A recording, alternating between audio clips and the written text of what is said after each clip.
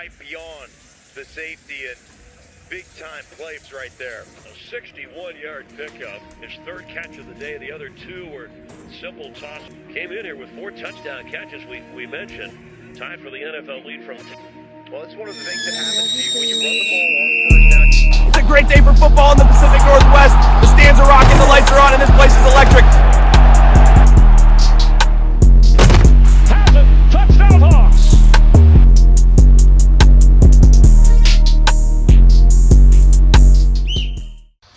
What's up, y'all? Welcome back to another episode of 12's Tea. Today we're breaking down the Week 17 matchup against the Carolina Panthers, and thankfully Seattle walked out with a W, moving to 13-3, extending the streak to 6 straight wins, and inching even closer to stay at that number 1 seed in the NFC. The final score was 27-10, and to be honest, if you watched the first half, you already know it was a little ugly. A 3-3 tie at halftime. It was unexpected, but once the second half hit, Seattle turned that burner up once again, and they did what they had to do. I mean, offensively, there was a few missed catches and a fumble, but they still came back.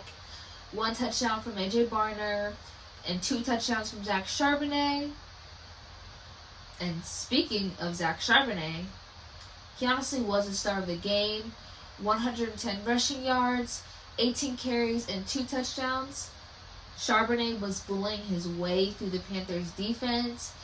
Every carry in the second half drained the Panthers and fed the Seattle Seahawks confidence. Sam Darnold didn't have the perfect stat line. 18-27, 147 yards, 1 touchdown, and an interception. But he still managed the game. He protected the lead, and he did exactly what was needed. And a quick shout out to AJ Barner for 43 yards, as well as a touchdown, and to JSN for 72 yards, also helping us get those first downs and just being very dependable. Now let's talk about the defense, because they absolutely killed it. They had turnovers in the third quarter that completely flipped the game. Our defense players of the game are definitely DeMarcus Lawrence, Julian Love, and Ty Okada. That's the kind of discipline, pressure, and execution we need to continue to carry, especially when we play against the San Francisco 49ers on Saturday. Now, enough about the football team. Off the field, the Seahawks continue to show why this organization is different. The whole team has been contributing to the city, whether it's grocery stores, donations, community visits, or even food drives. They continue to remind everyone that Seattle doesn't just win games, they pour back into the city. And I know this happened a few weeks ago now, but it definitely was a night for everyone to remember. On December 19th, Lumen Field hosted community awards for people who have made a positive impact in the Seattle community.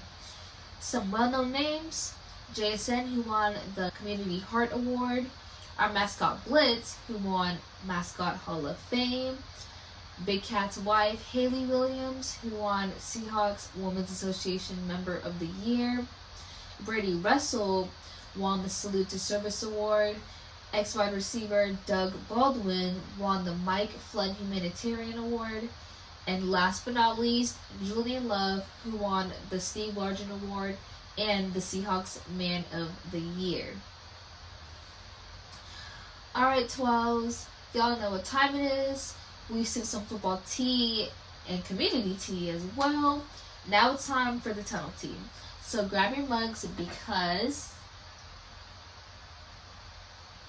it's tea time.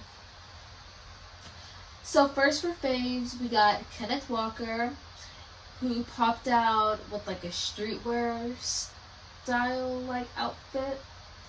A white shirt layered under a flannel button-up from Amiri, light wash denim jeans, chain on the pants, some brown chunky boots, could be from Prada or Bottega Veneta, along with some clear glasses and a gold necklace to top off the whole look. Next up, Jake Bobo, who's wearing a dark gray suit, a white or cream turtleneck underneath, brown leather belt, gray beanie, white headphones, and lastly some polished brown leather dress shoes that could be from Hermes. Now, it's definitely giving elevated and fashionable for sure.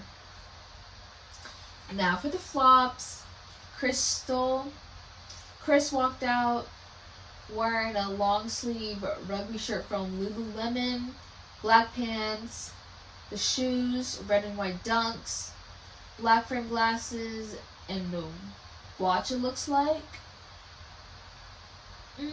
I'm gonna be honest, the red dunks with the all black, it's not sitting right with me. It's giving college professor or a tutor.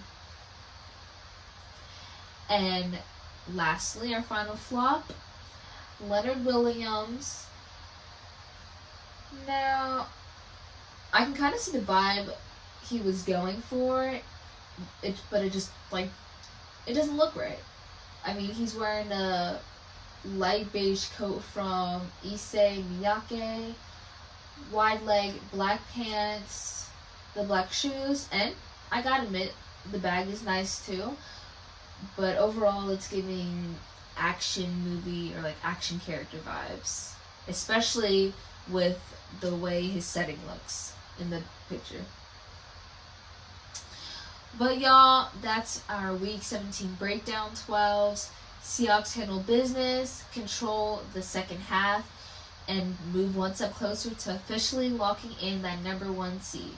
Thank y'all so much for tuning in for today's episode. Don't forget to follow my Instagram, TikTok, and Twitter. Comment your thoughts on the final game of the regular season. And remember to stay loud. I'll see y'all next week. And as always, pinkies up.